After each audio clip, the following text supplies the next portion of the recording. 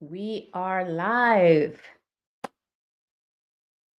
Let's talk about something that no one tells you. Until shockingly recently, women weren't even allowed to own property. They weren't allowed.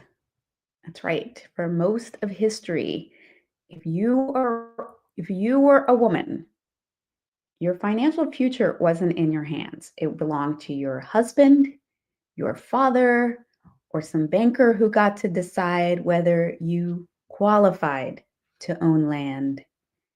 Women, many women couldn't have property, they were property. When you hear the word Mrs., like Mr. and Mrs. was actually short for like Mr. apostrophe S's, like belonging to the Mr. It was the Mr. and the Mrs. his property. And yet, women found a way because that's what we do. So, welcome to Getting Real. This is the show where we dive into tools, mindsets, and strategies, the real stuff to help you create wealth, freedom, and a life you love.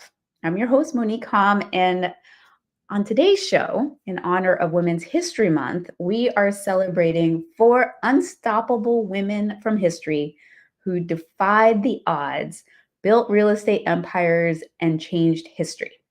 These are women who not only broke through barriers, but used real estate to build generational wealth and have a tremendous impact on others. And guess what? The lessons they left behind apply to you.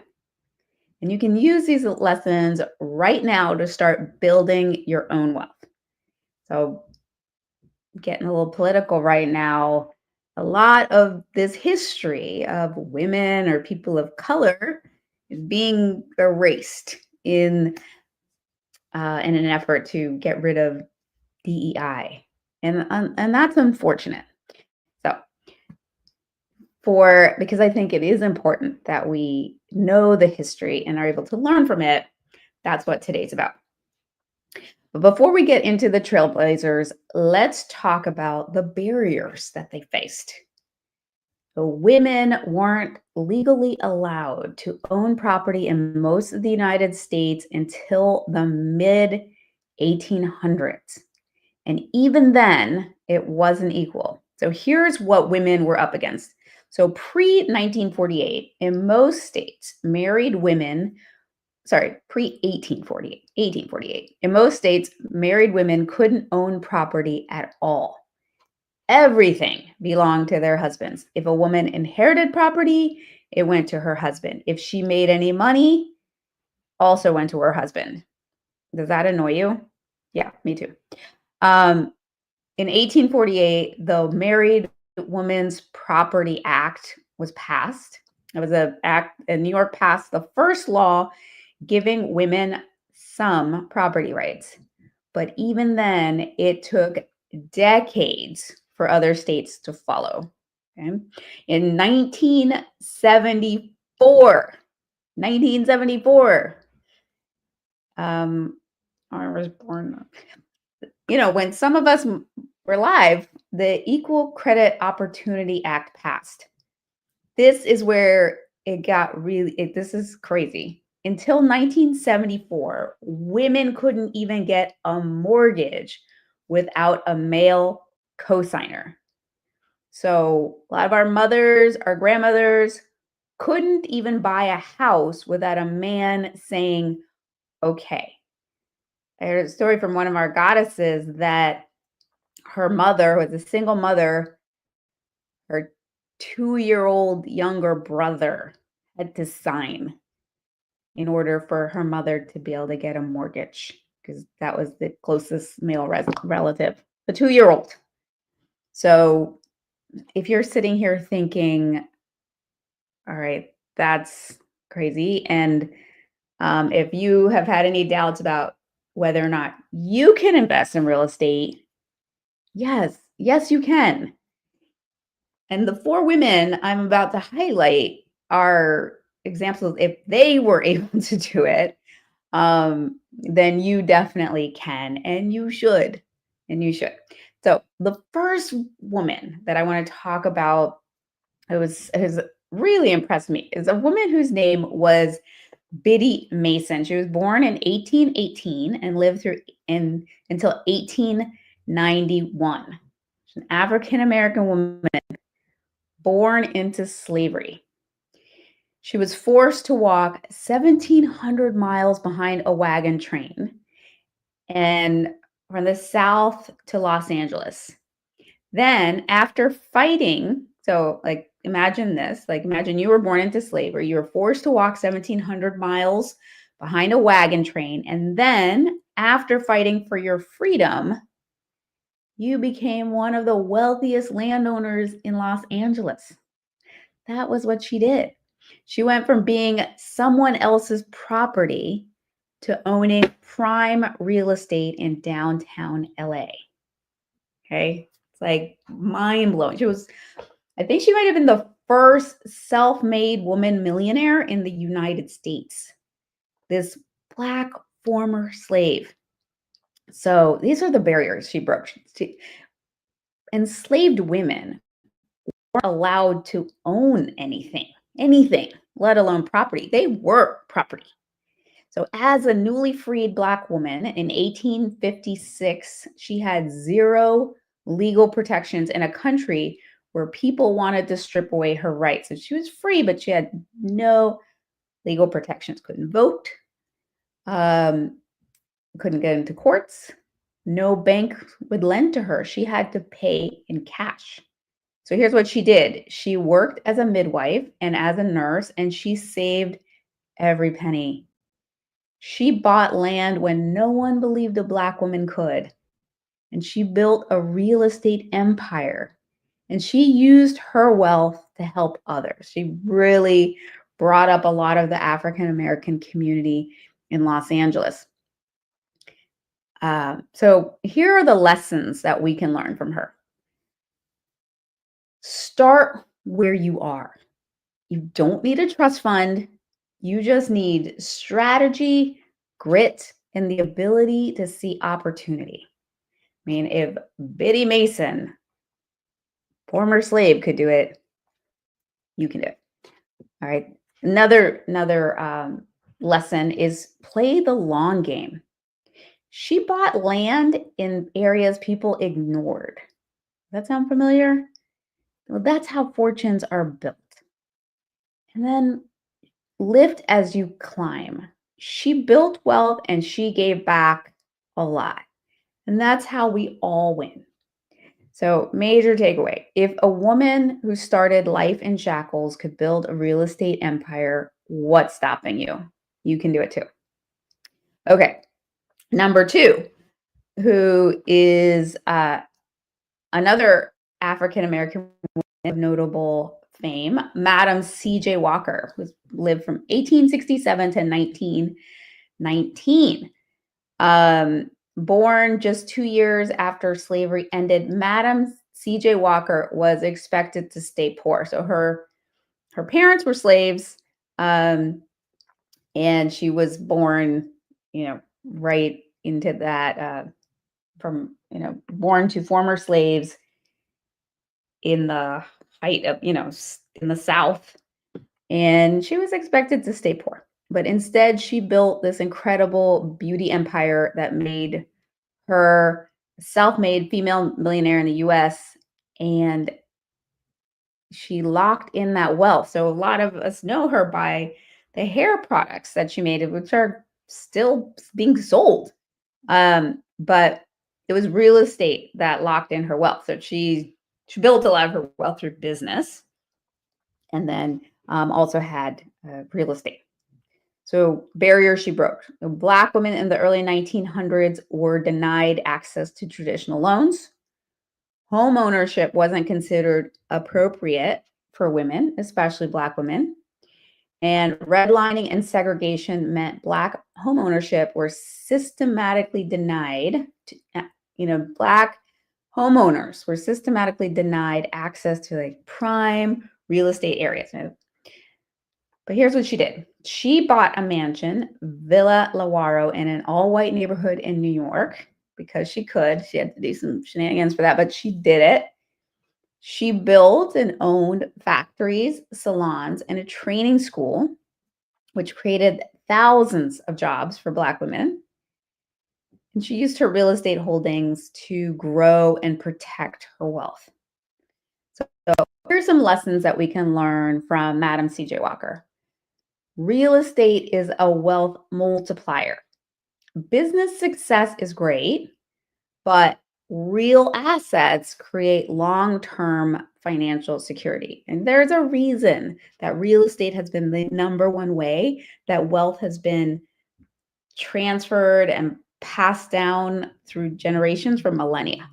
And so that's real estate. Another lesson is to break barriers unapologetically. Madam C.J. Walker did not ask for permission. She bought a seat at the table. She came into places where she wasn't wanted, but she came into them anyway. And she created a legacy. She too used her wealth to empower others. So here's the takeaway. Whatever you're doing to make money, because the real estate might not be and probably isn't your main gig. You probably have another way in which you are earning money. But you want to start thinking about how you can turn that income into lasting wealth through real estate, which is what she did. So that's the takeaway that I get from Madam C.J. Walker. All right, number 3, Doris Duke. From 1912, lived 1912 to 1993. The billionaire who bought the future. Here's the story. Doris Duke was born rich. Okay, understatement. Incredibly wealthy. One of the wealthiest families in the country, in the world. Now, a lot of people who inherit wealth lose that wealth during their lifetimes. But she didn't just spend money, she invested it. Here are some barriers she broke. And at that time, even rich white women weren't taken seriously as investors. Women in business were constantly questioned about their financial decisions. And she had to fight to control her own inheritance. Right, here's what she did. She became one of the largest female landowners in the United States. Not just one of the largest female landowners, she became one of the largest landowners in the United States. She bought entire historical districts to preserve them, and she created sustainable farming initiatives way before that was trendy. So here's the lessons that we can learn from her. Think beyond today. She invested in future value, not just quick wins. Real estate is not a get-rich-quick scheme. It takes a while, and it's a build wealth over time for the long haul play, right? Wealth isn't just about money. It's about, the next point is, it's not just about money. It's about the impact, longevity, and vision that you can bring to it. And Doris Duke was a wonderful example of that. All right. Here's the last woman that I want to talk about. Dorothy Mae Richardson, born 1922, lived until 1991. She was a woman who changed housing forever. Her legacy is your ability to own a home today. So here are some barriers that she had to overcome. That happened before her. Before Dorothy, banks denied loans to Black and low-income families. Neighborhoods were systemically excluded from home ownership opportunities, like through redlining. And no one believed that a Black woman could take on the banking system. But they were wrong. Here's what she did. She created the Neighborhood Housing Services, NHS, helping families buy homes. So families that were routinely, systematically excluded by the system. And she forced banks to reinvest in Black communities, leading to the Community Reinvestment Act. So if you are a woman of color or you're low income, it's thanks to her hard work that you have you have access that you might not otherwise have had to being able to invest. So the takeaway is the next time you hear someone say that real estate investing is only for the rich, only rich people can do it, you can tell them about Dorothy Mae Richardson. And because of that, you have access. And there are so many opportunities. That's why I have on my website, REIGoddesses.com, you can go and get this free download for investing in real estate from $1 to $1 million. And in that, I provide 12 different strategies that you can use to invest in real estate. 4 of which are little to no money down strategies. And I did that because many women are blocked from even considering real estate investing because they just don't think they have the money. But there are a lot of strategies, and that was just the tip of the iceberg. I just put the most common ones I could think of in there. But thanks to ones like Dorothy Mae Richardson, now we have a lot more opportunities into how and where we're allowed to invest. So, again, in honor of Women's History Month, I wanted to celebrate some of these incredible women of the past who broke barriers and showed us what was possible. And I'd love, if you want in the comments, put some of the women who have inspired you. And because I'd love to hear that. All right.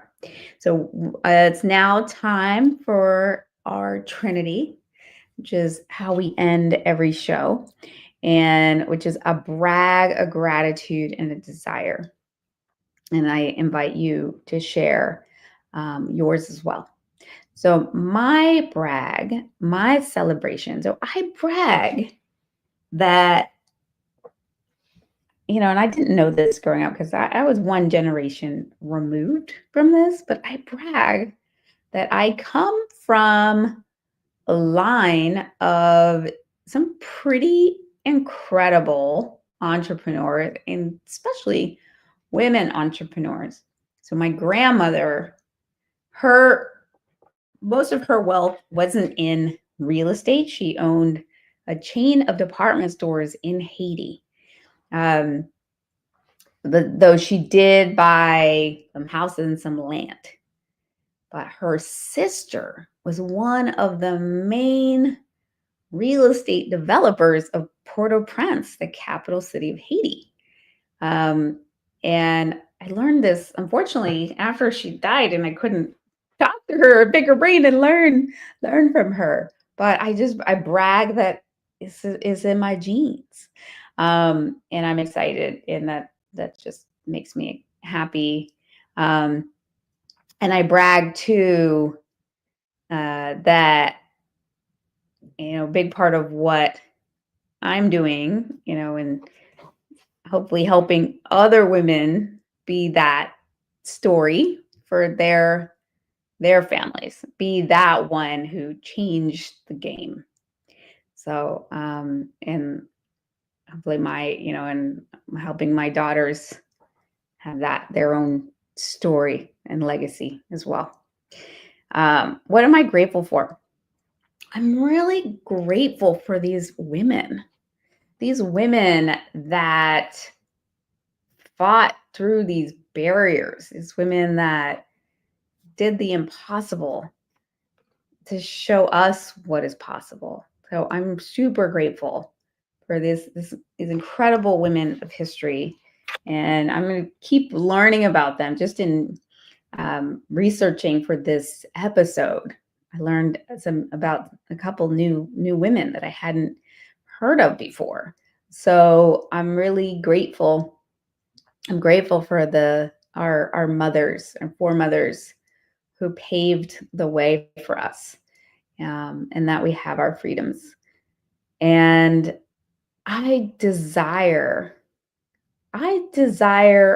us to maintain our freedoms and to expand them for our daughters. I desire us to leave a better world for our sons and daughters than we've found it.